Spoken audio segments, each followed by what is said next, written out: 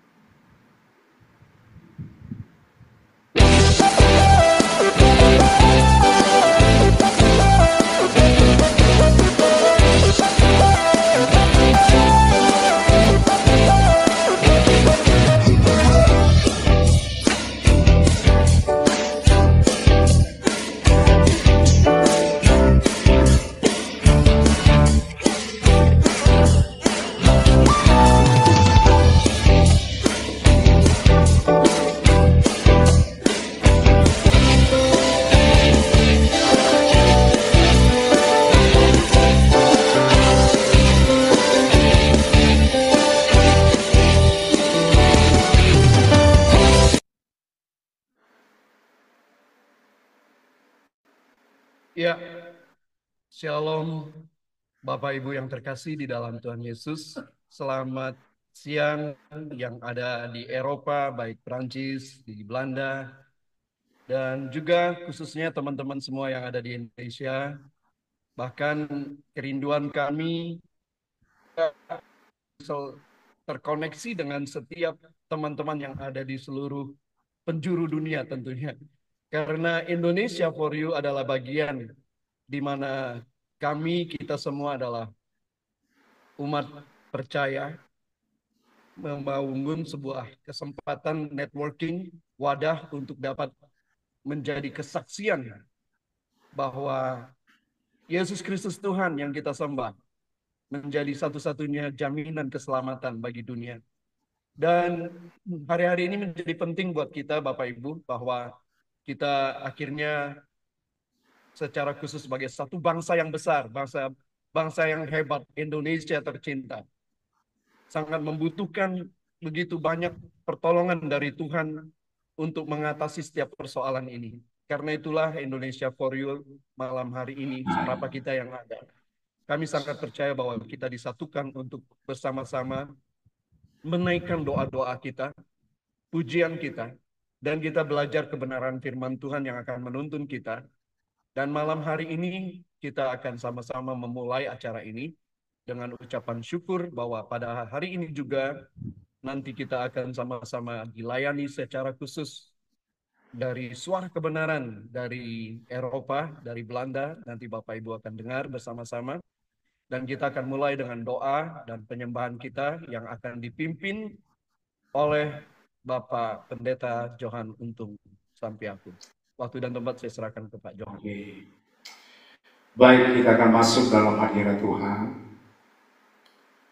Maha besar Bapa kami yang di surga, dikuduskanlah namamu, datanglah kerajaanmu, jadilah kehendakmu. Kami akan masuk dalam ruangan pujian penyembahan kami melalui Engkristo pada malam ini. Kami mau menikmati Engkau dalam pujian penyembahan kami kepadamu. Kami mau merasakan kehadiran-Mu, kami mau menerima berkat-Mu.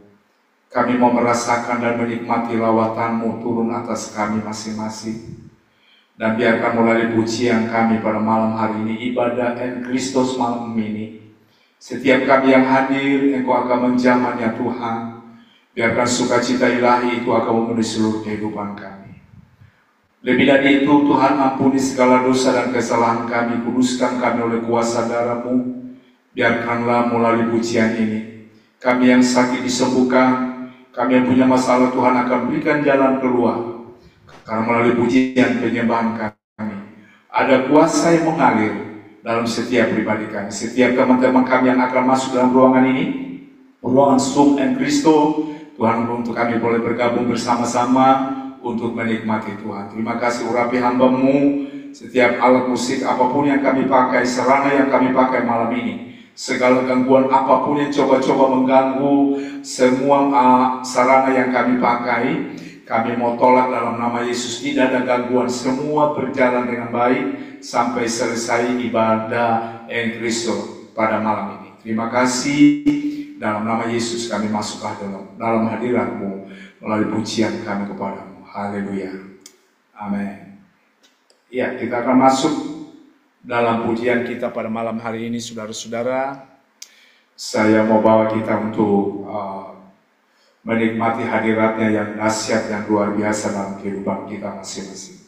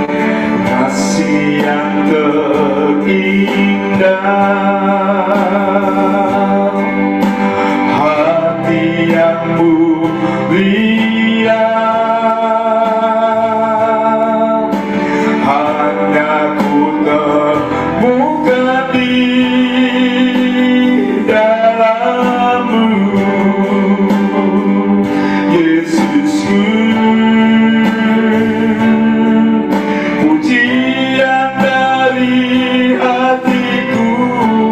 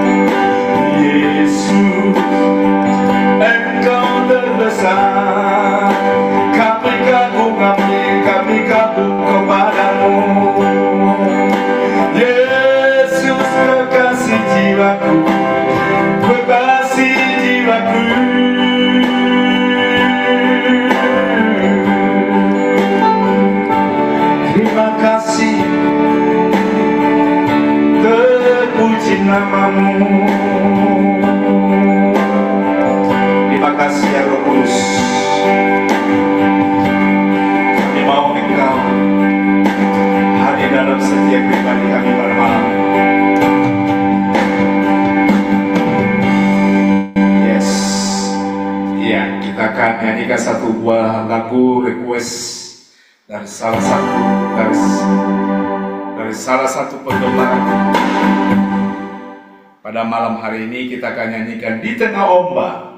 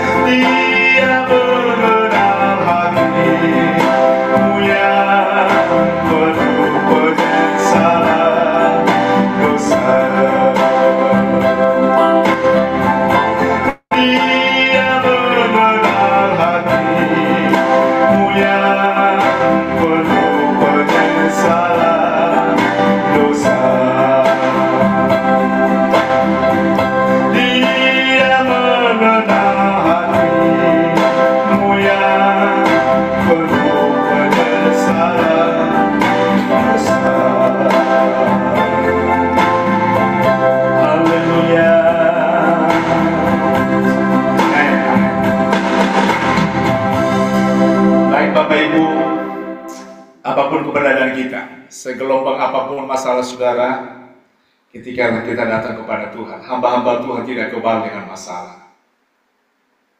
Hamba-hamba Tuhan tidak kebal dengan gelombang hidup.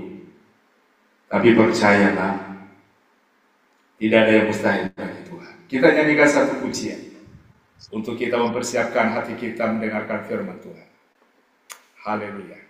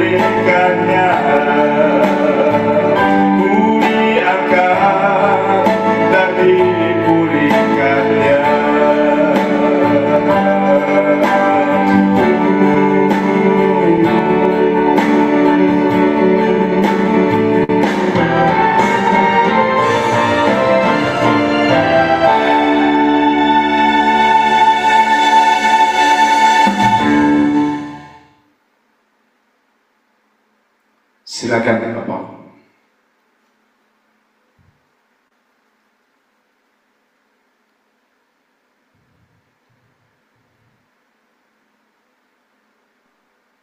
Ya, shalom Bapak Ibu terkasih di dalam Yesus Kristus Tuhan. Ya, ini kita mengucap syukur bahwa di malam hari ini di Indonesia tentunya dan di Eropa pada siang hari tentu ya. Kita bisa berkumpul untuk sama-sama kita mau mendengar suara Tuhan, kita mau memuji, membesarkan nama Tuhan. Tadi sudah disampaikan oleh Pak Pendeta Johan Untung. Ya, sebelum kita mulai ibadah kita pemberitaan firman ini, kita bersatu dalam doa. Mari kita berdoa. Tuhan Allah Bapa kami yang baik, di dalam Yesus Kristus Tuhan kami datang menghampiri Engkau ya Bapa. Kami sangat mengucap syukur bahwa Tuhan memberikan waktu bagi kami untuk sama-sama beribadah Kami mau memuji, membesarkan nama Tuhan, dan kami sekarang mau mendengar suara-Mu Tuhan.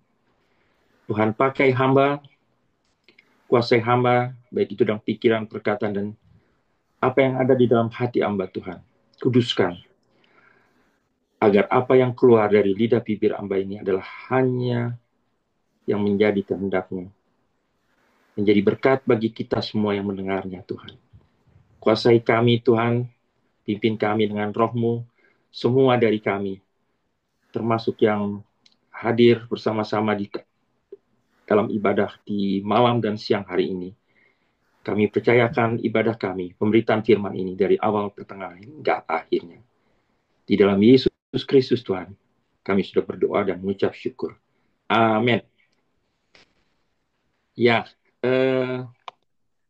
Bapak Ibu yang terkasih, ini suaranya agak sedikit echo ya. Saya matikan dulu satu. Ya, tema kali ini adalah bersukacita di tengah penderitaan. Tema ini saya ambil setelah saya membaca kitab Filipi. Saya mendapatkan rema dari ayat yang disampaikan oleh Rasul Paulus ini. Dan tema ini berjudul bersukacita di tengah penderitaan. Rasul Paulus dalam perjalanannya mengabarkan Injil. Rasul Paulus mendirikan jemaat di Filipi pada tahun sekitar 49 dan 50. Dan kota Filipi adalah kota yang pertama kali dikunjungi Rasul Paulus dalam perjalanannya di Eropa. Surat ini ditujukan kepada semua orang percaya yang tinggal di Filipi dan juga untuk menilik jemaat serta diaken. Rasul Paulus dengan jemaat di Filipi ini sangat baik hubungannya. Bahkan di jemaat di Filipi menyatakan kesediaan mereka untuk memberikan dukungan finansial terhadap pelayanannya. Namun di dalam perjalanan dan kehidupan berjemaat di Filipi, ada sekelompok orang yang menentang Paulus yang tertulis di dalam Filipi 1 ayat 27 dan 3 sampai 30. Saya bacakan. Filipi 1 ayat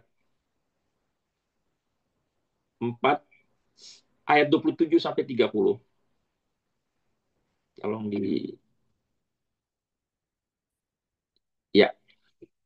Hanya hendaklah hidupmu berpadanan dengan Injil Kristus, supaya apabila aku datang aku melihat, dan apabila aku tidak datang aku mendengar, bahwa kamu teguh berdiri dalam satu roh dan sehati sejiwa, berjuang untuk iman yang timbul dari berita Injil. Dengan tiada digentarkan sedikit pun oleh lawanmu. Bagi mereka semuanya itu adalah tanda kebinasaan. Tetapi bagi kamu, tanda keselamatan. Dan itu datangnya dari Allah. Sebab kepada kamu dikaruniakan bukan saja untuk percaya kepada Kristus, melainkan juga untuk menderita untuk Dia. Dalam pergumulan yang sama seperti yang dahulu kamu lihat padaku, dan yang sekarang kamu dengar tentang aku. Ya, Rasul Paulus ingin sekali memberikan sesuatu kekuatan kepada jemaat di Filipus, karena jemaat ini adalah jemaat yang dibangun oleh Rasul Paulus. Dan di dalam ayat 1, Filipi 1 ayat Filipi 4 ayat 6 dan 7, Rasul Paulus menuliskan kepada jemaat di Filipi, janganlah hendaknya kamu khawatir tentang apapun juga, tetapi nyatakanlah dalam segala hal keinginanmu kepada Allah dalam doa dan permohonan dengan ucapan syukur. Damai sejahtera Allah yang melampaui segala akal akan memelihara hati pikiranmu dan dalam Kristus Yesus. Banyak terjadi pertentangan di jemaat Filipi.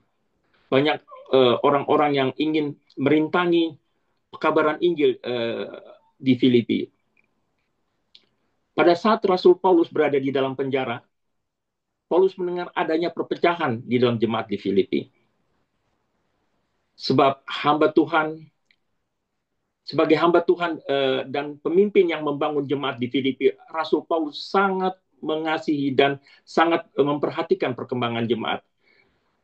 Rasul Paulus selalu memonitor apa yang terjadi di jemaat Filipi. Baik itu pertentangan yang menentang pekabaran Injil, juga pertentangan di antara sesama pelayan Tuhan. Rasul Paulus bertanggung jawab terhadap jemaat di Filipi. Sebagai seorang pemimpin yang taat akan Tuhan, dalam melindungi jemaatnya, Rasul Paulus berani secara tegas dan tajam mengkritik orang-orang yang menentang pekabaran Injil. Rasul Paulus berkata kepada jemaat yang menentang, atau kepada orang-orang yang menentang jemaat di Filipi. Dia mengatakan dalam Filipi 2 ayat 21, semuanya mencari kepentingannya sendiri, bukan kepentingan Kristus Yesus. Rasul Paulus tahu banyak orang yang mencari kepentingan untuk dirinya dengan berkedok melayani pelayanan Kristus. Dan Rasul Paulus sangat tegas di dalam hal ini. Rasul Paulus berani mengatakan ya di atas ya dan tidak di atas tidak. Dia ingin pelayanan pekabaran Injil tentang Kristus ini berjalan dengan baik di jemaat Filipi. Karena itu Rasul Paulus selalu memperhatikan jemaatnya. Rasul Paulus adalah seorang yang berintegritas, seorang hamba Tuhan yang selalu memikirkan jemaatnya, tidak mengambil keuntungan dari jemaat, bahkan berani berkorban. Sebagai seorang yang tadinya anti Kristus, Rasul Paulus dulu adalah seorang yang seorang anggota dari mahkamah Yahudi. Ya, lantas setelah beliau bertobat, Rasul Paulus menjadi seorang pekabar Injil yang sungguh-sungguh. Bahkan Rasul Paulus berani mengambil risiko mati untuk Kristus. Menurut ahli sejarah gereja, Eusebius, Rasul Paulus mati dengan kepala yang dipenggal dalam pemerintahan Kaisar Nero. Di dalam Filipi 1 ayat 21, Rasul Paulus mengatakan, karena bagiku hidup adalah Kristus dan mati adalah keuntungan. Rasul Paulus menulis surat kepada jemaat di Filipi. Dan pada saat itu Paulus mendengar adanya perpecahan di jemaat Filipi. Bersama dengan rekan sekerjanya Timotius dari dalam penjara, Rasul Paulus menulis surat untuk memberitakan nasihat kepada jemaat di Filipi melalui seorang anak rohaninya. Rasul Paulus mengatakan dalam suratnya, janganlah hendaknya kamu khawatir tentang apapun juga, tetapi nyatakanlah segala keinginanmu kepada Allah dalam doa dan permohonan dengan ucapan syukur. Ayat yang disampaikan Rasul Paulus untuk menguatkan jemaat di Filipi, ayat ini juga yang dipraktekkan Paulus dalam melakukan tugas-tugasnya mengabarkan Injil Kristus. Apapun yang diajarkan oleh Rasul Paulus kepada jemaatnya, itu pun dia lakukan juga di dalam kehidupannya. Jadi Rasul Paulus mempraktekkan apa yang dia ucapkan, yang dia berikan kepada jemaat dalam lingkungannya.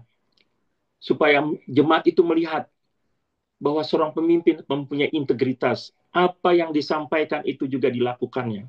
Sebagai satu teladan, sebagai satu contoh. Dalam kehidupan kita sehari, saya mengambil satu aspek. Di sini saya lihat aspek sebagai seorang pemimpin. Rasul Paulus sebagai seorang pemimpin, sebagai pekabar Injil. Seorang pemimpin yang bertanggung jawab. Seorang pemimpin yang berintegritas terhadap apa yang dipercayakan kepadanya. Allah mempercayakan Rasul Paulus untuk mengabarkan Injil Kristus. Dan itu dia lakukan dengan sepenuh hati. Bahkan nyawa pun dia berikan. Dia konsisten. seorang pemimpin yang konsisten, yang selalu berpikir tentang jemaatnya, sangat memperhatikan segala aspek problematik yang ada di dalam jemaatnya. Dia selalu berserta dengan jemaatnya, sekalipun secara fisik saat itu Rasul Paulus ada di dalam penjara. Tapi dia mendengar, dia selalu memonitor apa yang terjadi. Itulah seorang pemimpin. Seorang pemimpin, apalagi di dalam gereja, atau di dalam organisasi apapun, sebagai anak Tuhan, yang diberikan kepercayaan, hendaknya kita meneladani Rasul Paulus sebagai seorang pemimpin. Berani bersikap, berani mengatakan ya di atas ya, tidak di atas tidak. Tidak, orang Indonesia bilang, atau orang Jakarta bilang, tidak pelintat-pelintut. Apa yang dia katakan, dia lakukan. Itulah seorang pemimpin. Dan dia berani ambil risiko. Dia ambil alih segala sesuatu yang menjadi problematik di dalam tanggung jawabnya. Dia tinggal tidak melepaskan tanggung jawab. Itulah seorang pemimpin. Berani. Kita ingat dulu seorang gubernur di Indonesia, mantan gubernur, sekarang juga terlibat di dalam politik.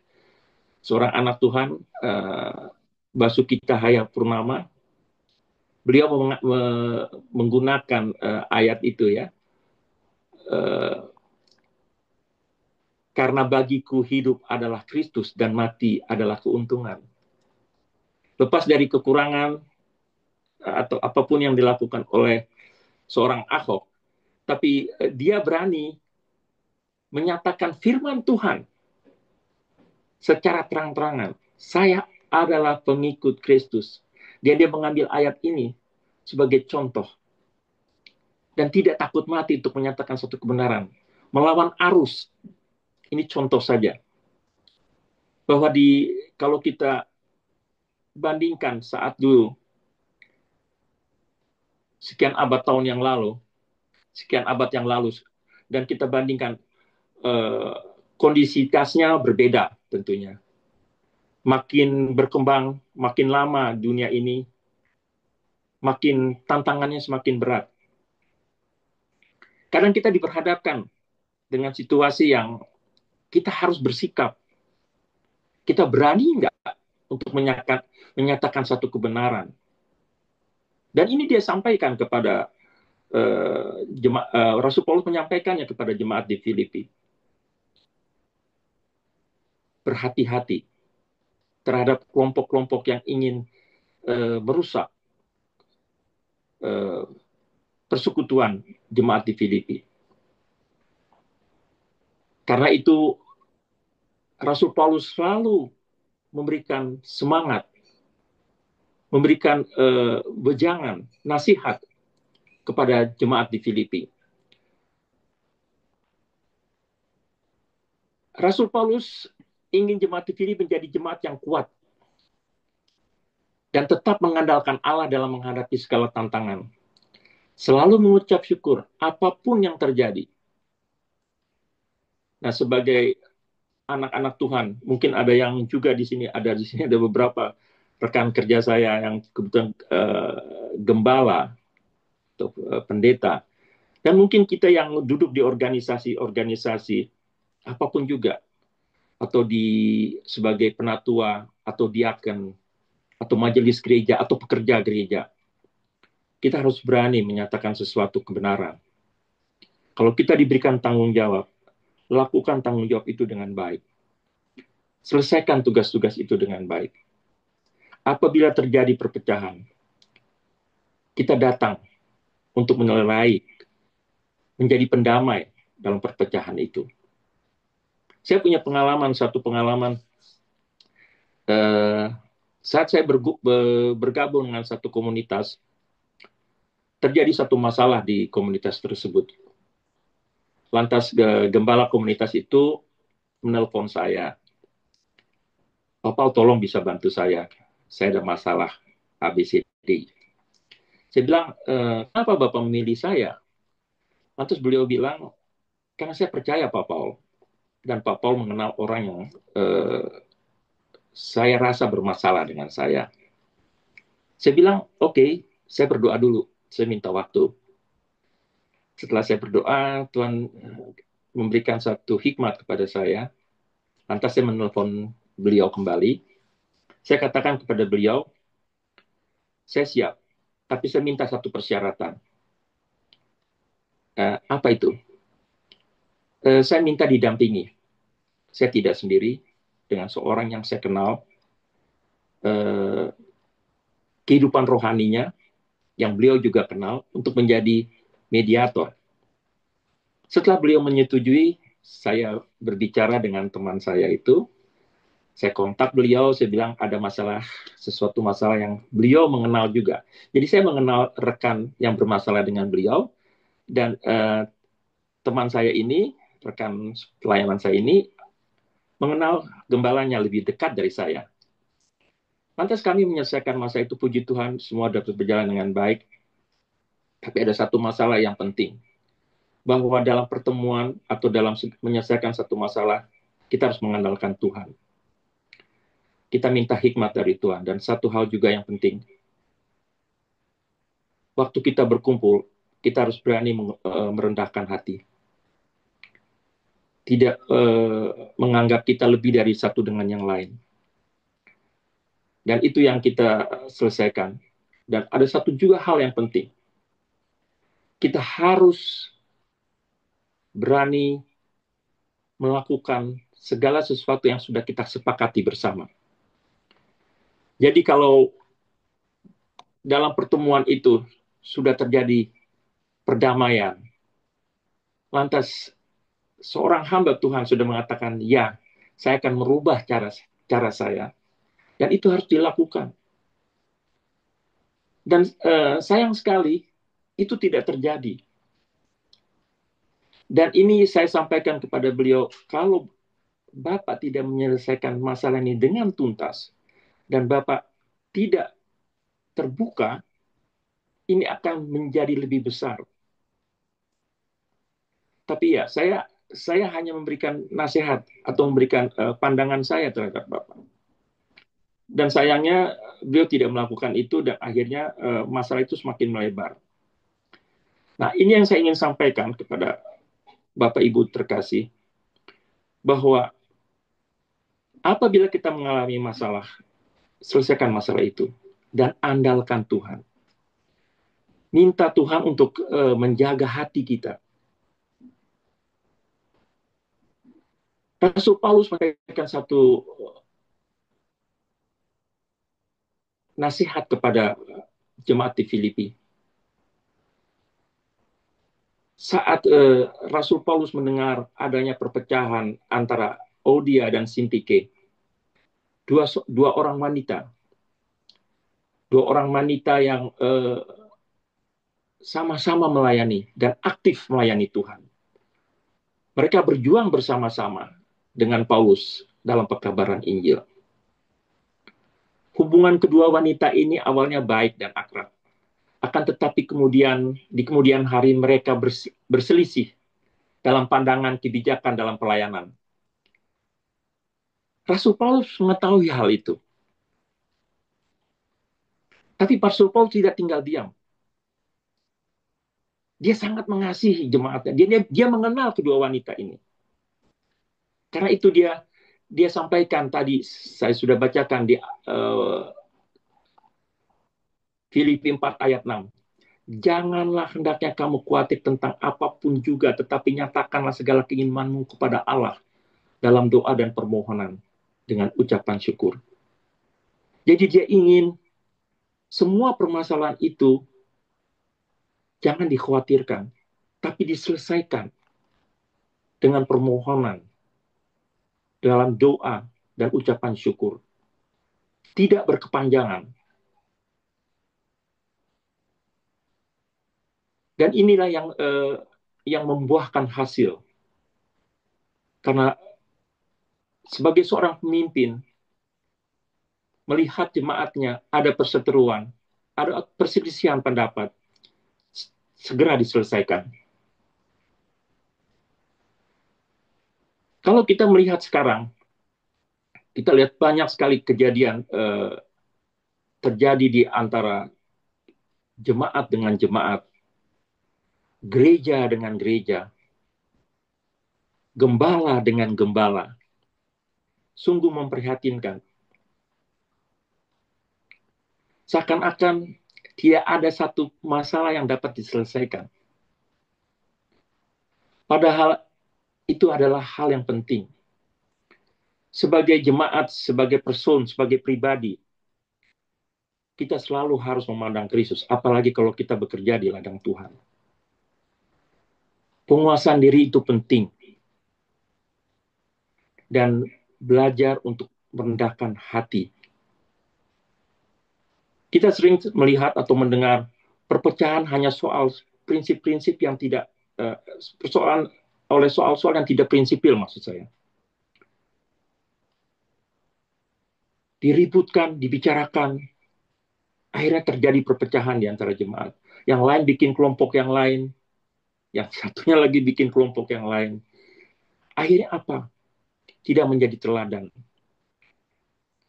Saya ingat waktu saya menjadi penatua di satu gereja di Belanda, pada saat saya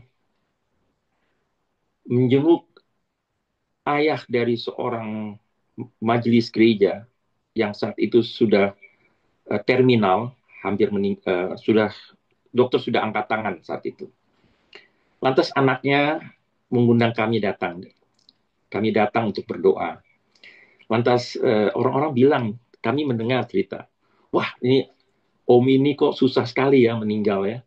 Kayaknya dokter sudah angkat tangan tapi nggak meninggal. Lantas saya panggil anaknya. Ada apa dengan papa? Lantas dia bilang, saya harus menerima dulu itu. Itu apa saya bilang? Itu loh. Orang Ambon bilang tuh opo-opo ya, pekatang. Jadi itu harus diberikan kepada saya. Saya katakan, Anda itu seorang majelis gereja. Dia bilang, oh nggak bisa, ini turunan. Saya anak laki-laki satu-satunya, anak laki paling tua, dan saya harus meneruskan itu. Saya bilang, saya tidak mau berdebat di situ. Kita bilang, kita doakan saja papamu. Saya panggil dia keluar bersama seorang majelis gereja yang lain. Kita bicara, saya panggil baik-baik, kita berdoa. Saya bilang, Anda tahu, Allah itu maha pencemburu. Tuhan Yesus tidak ingin ada ilah lain. Tapi dia berkeras karena ini dia bilang saya nggak bisa buang begitu saja. Ini turunan dari orang Ambon bilang tuh tete nenek moyang.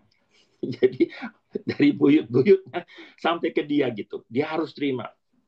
Saya sangat tidak sejahtera saat itu. Saya bilang, saya cuma ingatkan dia bahwa ini tidak benar. Anda seorang majelis gereja. Anda sudah siap untuk menerima jabatan sebagai majelis. Anda sudah memberikan diri Anda di hadapan jemaat, di hadapan Tuhan. Dan Anda tahu bahwa ini tidak benar. Tapi karena waktu itu suasananya di rumah sakit dan ada beberapa orang, tapi saya cukup dengan tegas mengatakan ini tidak baik. Tidak bisa dilakukan oleh seorang hamba Tuhan. Oleh siapapun tidak, apalagi Anda pun, Anda sebagai seorang hamba Tuhan. Jadi setelah ayahnya meninggal, hal ini saya sampaikan kepada gembala. Kita bahas bersama-sama, tapi saya mengatakan kepada hamba Tuhan, kepada gembala saya waktu itu penatua. Kalau dalam gereja, di gereja kami, gereja Protestan di Belanda, penatua itu dia mendampingi hamba Tuhan ya. Jadi kalau hamba Tuhan itu berhalangan, dia yang mengambil tugas hamba Tuhan tersebut. Saya katakan, saya nggak sejahtera dengan ini. Saya tidak akan bisa bekerja dengan orang yang sudah mengetahui bahwa ini tidak dibenarkan oleh firman Tuhan. Dan hamba Tuhan saya juga setuju dengan hal itu. Kami berembuk, kami bicara di konsistori, kami bicarakan, lantas hamba Tuhan itu mengatakan ini tidak bisa terjadi di sini. Tapi dia bertahan.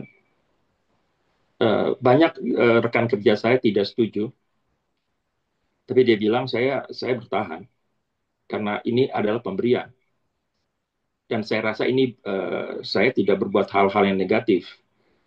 Tapi sudah kita jelaskan secara Alkitab dengan firman Tuhan, dia tetap berkeras. Dan yang saya sayangkan, hamba Tuhan ini tetap bekerja. Saya tidak membenci dirinya, kita tetap berteman sampai saat ini, tapi saya tidak setuju dengan tindakannya. Dan itu tidak dibenarkan. Jadi waktu perpanjangan saya kedua kali, periode yang kedua kalinya, saya menyatakan untuk mengundurkan diri secara baik-baik. Sekalipun saya diminta untuk berdoa, saya bilang kepada gembala saya bahwa saya tidak bisa melakukan ini. Dan saya tahu hal itu tidak benar. Dan itu dibiarkan. Saya bukan gembala, saya tidak bisa memutuskan. Biar gembala saja menyelesaikan dengan sinode. Tapi saya secara pribadi, saya tidak bisa melakukan ini. Jadi saya mengundurkan diri. Ada banyak hal yang terjadi di dalam suasana gereja. Mungkin di Indonesia tidak seperti di Eropa ya. Di Eropa tuh lebih fleksibel kelihatannya, lebih moderat tanda kutip. Dalam persekutuan perjamuan pun diizinkan orang untuk yang hidupnya masih sammenwonen, living together, kalau Indonesia bilang kumpul kebo, itu diizinkan semua. Jadi tidak ada pengembalaan sebelumnya, atau tidak ada pemberitahuan sebaiknya bagaimana harus dilakukan gitu. Nah ini termasuk yang saya tidak setuju. Dan saya bilang kita harus ada pengembalaan kepada jemaat-jemaat yang hidupnya masih tidak sesuai dengan kehendak Tuhan. Kalau menikah, atau kalau tidak menikah, tidak tinggal sama-sama. Dan ini terjadi pertentangan di dalam gereja. Ada yang mengatakan, kalau kita nanti begini terus, kita kehilangan jemaat. Karena Eropa tuh begini, saya bilang tidak bisa. Hal ini tidak bisa terjadi, saya bilang. Kalau jemaat atau gereja kompromi, hancur ini, saya bilang. Hancur pelayanan Kristus. Kita nggak jadi teladan, saya bilang. Ada juga yang setuju dengan saya, itu benar. Firman Tuhan itu harus ditegakkan, saya bilang. Kita tidak mengusir dia. Ada yang mengatakan, ada berargumentasi, loh.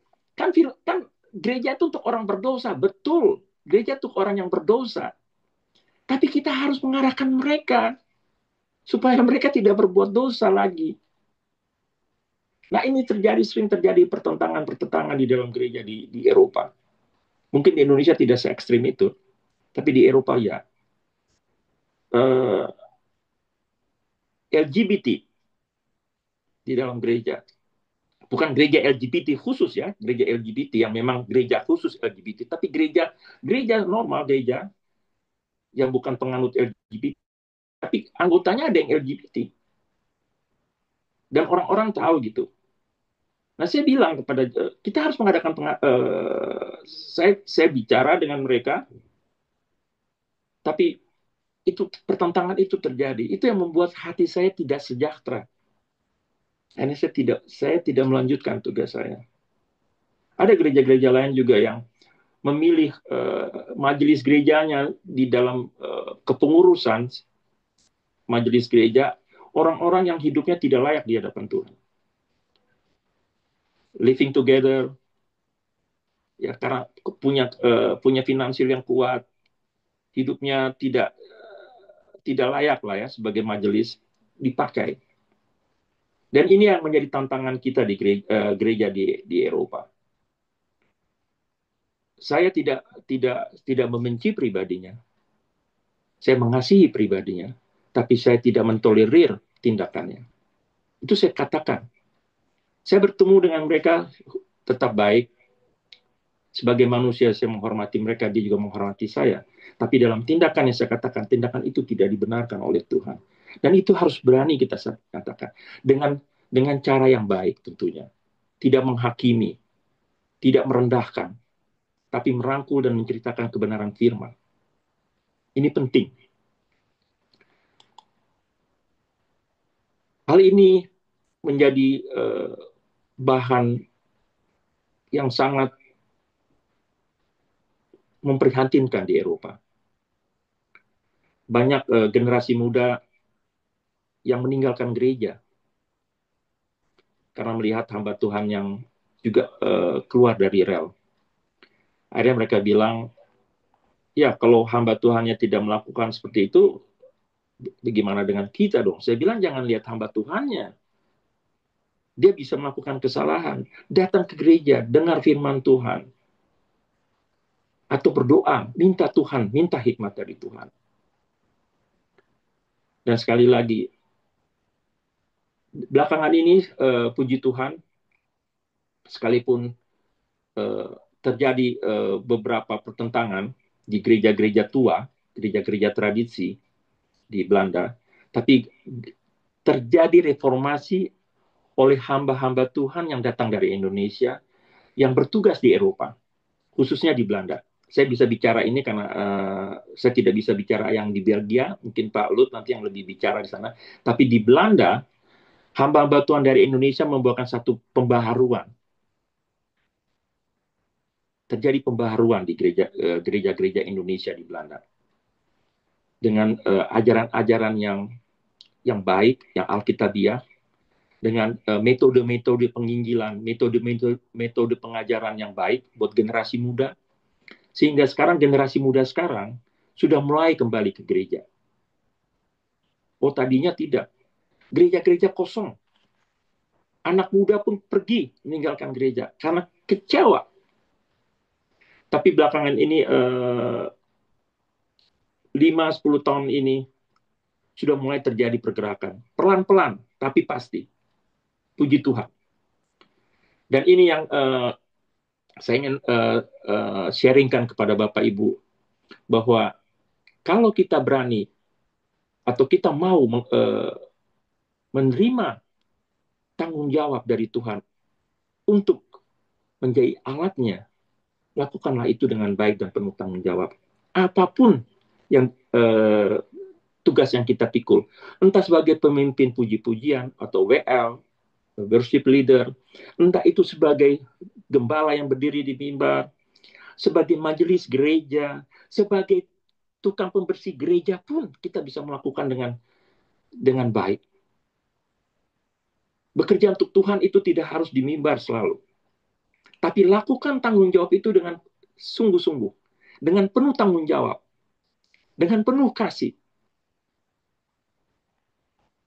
Ya, kembali lagi kedua wanita yang berselisih ini, Rasul Paulus ingin kedua wanita ini, Euodia dan Sintike ini, benar-benar mau kembali melayani Tuhan dengan meninggalkan perselisihan mereka. Saling merendahkan diri, saling mengasihi. Ingat tujuanmu. Tujuanmu adalah pekabaran Injil, mengenalkan kasih Kristus. Itulah yang ingin disampaikan. Dan saya juga melihat adanya suatu perkembangan yang baik di Eropa sekarang ini. Kemarin saya baru mendengar dari Pak Lut, Bapak Pendeta Lut Murjono dari Belgia. Kemarin di Belanda ada pertemuan sinode GBI di Eropa. Mereka semua berkumpul untuk menyatukan visi pelayanan. Dan saya berharap Eropa akan dimenangkan melalui hamba-hamba Tuhan yang dikirim dari Indonesia. Dulu orang Indonesia mengenal firman Tuhan dari Eropa, dari Portugis, Spanyol, Belanda, dari Jerman. Kalau di Sumatera Utara, Nomensen itu dari Jerman. Tapi sekarang Eropa redup. Apinya itu menyala karena hamba-hamba Tuhan dari Eropa, dari Indonesia ke Eropa. Jadi yang dulu tertinggal, jadi terkemudian. Itu firman Tuhan terjadi di Eropa. Dan saya berharap dan kita berdoa semoga pelayanan di Eropa akan berkembang juga di Indonesia. Dan saya sangat prihatin mendengar perkembangan di Indonesia, gereja-gereja saling mengadu, saling memperlihatkan kehebatannya. Yang gereja A mendirikan kerajaannya, ya, hamba-hamba Tuhannya memakai jam tangan yang dengan intan berlian, mobil yang luks, tapi ada hamba-hamba Tuhan yang dipenjara karena memberitakan firman. Saya sangat sedih.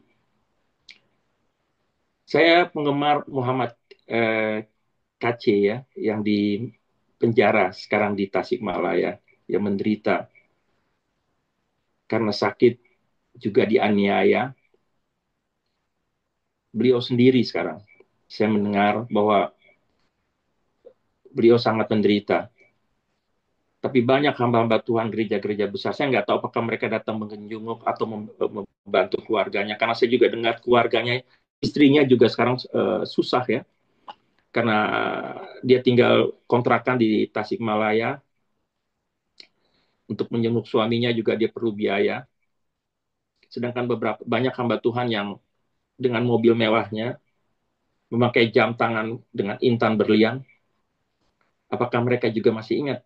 Banyak hamba-hamba Tuhan, saya ikut membantu penginjilan melalui Alkitab, memberikan Alkitab di pedalaman-pedalaman. Satu gereja hanya punya satu Alkitab, dibagikan kepada jemaat. Satu keluarga itu dipinjamkan oleh gembalanya untuk membaca Alkitab. Lantas dipindahkan lagi ke jemaat yang lain. Bayangkan, banyak saudara-saudara kita penginjil-penginjil muda atau penginjil-penginjil yang menerobos hutan-hutan, desa-desa pedalaman untuk mengabarkan Injil. Sedangkan di kota-kota besar, pendetanya hidup bergemilangan harta. Saya tidak mengatakan itu salah. Tuhan bisa saja memberkati, tapi ingat, banyak saudara-saudara kita yang sangat menderita di sana. Saya mengalami, saya tahu karena saya ikut terlibat dalam pelayanan itu. Ada seorang yang pernah bersaksi di Indonesia, di Encristo Ministry, seorang hamba Tuhan yang bertobat, seorang Muslim yang bertobat di Kalimantan. Dari nol, dia tinggalkan semuanya untuk pergi ke Kalimantan. Di tengah hutan, wanita muda, sekarang sudah buka gereja, membaptis orang di sungai yang sangat keruh, yang airnya tidak bersih. Kalau di kota besar, di Jakarta, di Belanda juga, di kolam renang yang bagus, mewah. Tapi ini seorang wanita muda yang berani tinggalkan kehidupannya yang cukup di Pulau Jawa, pergi ke Kalimantan yang dia tidak tahu apa yang akan terjadi dengan dirinya. Tapi satu tekadnya, mencari jiwa untuk kemuliaan nama Tuhan. Itu yang saya akuin. Saya angkat topi. Saya bilang buat dia, saya angkat topi dengan Anda. Anda berani meninggalkan kehidupan Anda dari zona nyaman untuk membagikan firman Tuhan di daerah yang masih terpencil, yang Anda belum tahu besok saya makan apa. Tapi sekian tahun dia bergumul, dia bertahan, dia bisa bangun gereja. Hebat. Dan ini juga yang mungkin Paulus inginkan melalui jemaatnya di Filipi. Ya, saya berharap dengan pemberitaan firman ini, Bapak Ibu bisa ikut terbangun imannya untuk membantu pelayanan kami di Indonesia for You melalui Encristo Care Mission, membantu saudara-saudara kami memberikan Alkitab atau membangun gereja yang rusak, untuk kita bersama-sama membantu pelayanan saudara-saudara kita, hamba-hamba Tuhan yang benar-benar mau melayani Tuhan di daerah-daerah terpencil. Saya ingatkan sesuatu, saat kita menghadapi persoalan, pertama yang kita harus lakukan adalah kuasai dirimu. Berdoalah kepada Tuhan. Mohon pertolongan dan hikmat di dalam doa. Karena apa? Hanya melalui doalah kita bisa mendapat kekuatan. Kita bisa dapat membantu melayani pekerjaan Tuhan. Di tempat kita ditugaskan. Atau dimanapun kita berada. Di dalam kehidupan sekuler kita, di pekerjaan kita. Di tengah-tengah organisasi sekuler misalnya. Kita bisa menunjukkan diri kita sebagai seorang anak Tuhan. Orang melihat diri kita bukan dari bicara kita, tapi dari tindakan kita. Oh, dia orang Kristen, dia pengikut Kristus. Tindakannya adalah tindakan yang sangat-sangat baik. Kita bisa menjadi contoh dan teladan. Jadi sekali lagi, kuasai diri kita. Penguasaan diri itu penting. Dan berdoa kepada Tuhan. Mohon pertolongan.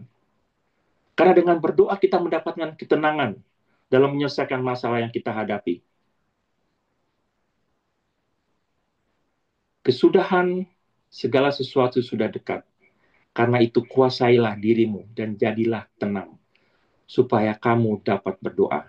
1 Petrus 4 ayat 7. Ayat ini mengingatkan kita sebagai penutup. Agar kita selalu menguasai diri. Berharap pada Tuhan. Berdoa. Dan selalu dengan ucapan syukur. Tuhan Yesus memberkati.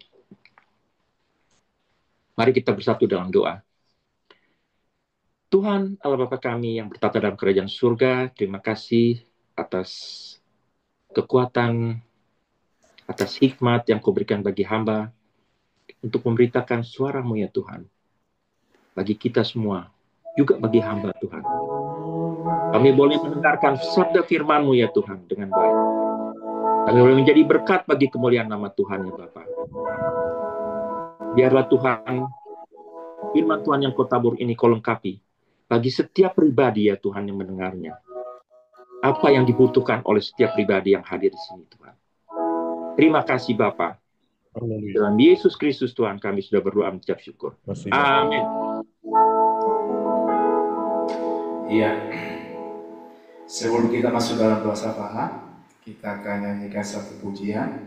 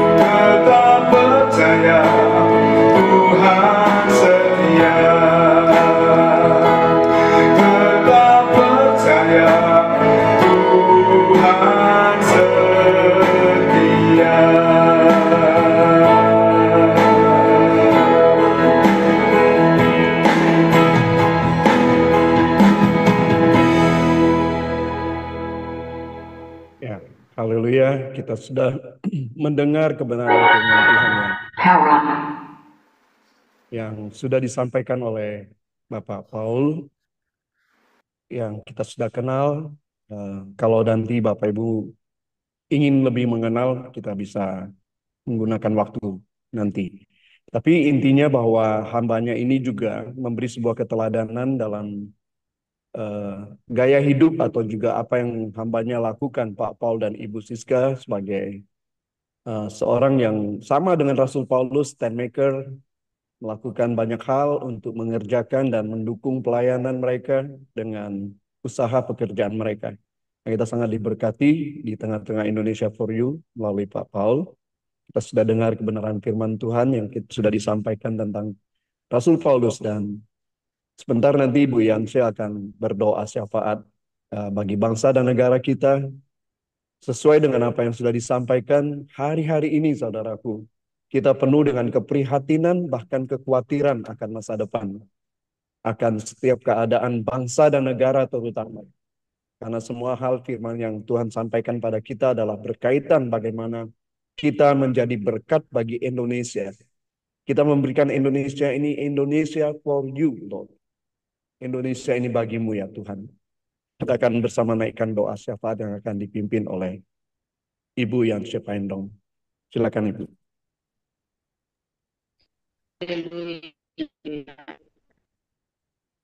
Tapi surga Bapa yang dalam